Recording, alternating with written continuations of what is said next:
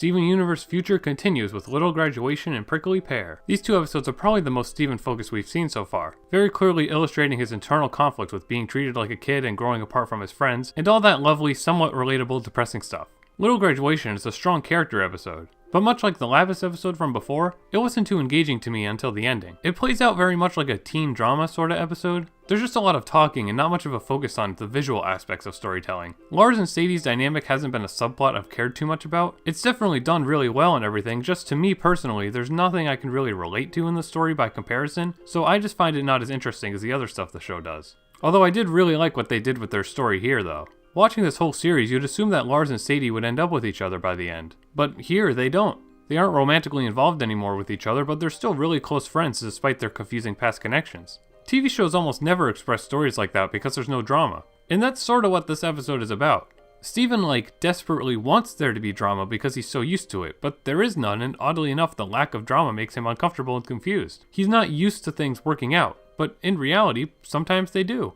It's very awesome for the writers to convey a healthy relationship like this, and it's even better that they introduce a non-binary character. That's another strong thing about this series. I'm kind of stating the obvious here, but it's just awesome that they have so much natural representation. It's not like a Captain Planet type of thing where Steven has to talk directly to the camera and explain what pronouns are. They just treat everything like it's natural, just like how it should be in reality. Also, the ending of this episode is really cute. I've seen theories saying the series will end with Steven moving away and going on adventures on his own, and I can definitely see them hinting at that direction with this episode's ending. Prickly Pear was a fun episode that got more exciting than I was expecting it to. I feel like we've seen living plants like a million times in this show, but what they do with it here is really cool. That cactus becomes like an anti-Steven, a big evil personification of his anger and worries. It has an awesome design, and this whole episode struck me as a very Adventure Time sort of thing. Steven kinda seems out of character, but he's in an emotional state we've never seen before, so I think it's excused. I just sort of felt he seemed like the kind of character who would never bash the crystal gems the way he does here, but I don't know. He's moody. So this one was cool and pretty funny too. The way everyone reacts to getting pricked by the cactus and the way the gems reacted to the cactus's harsh words had me laughing quite a bit. I think these episodes were about as good as the ones from last week,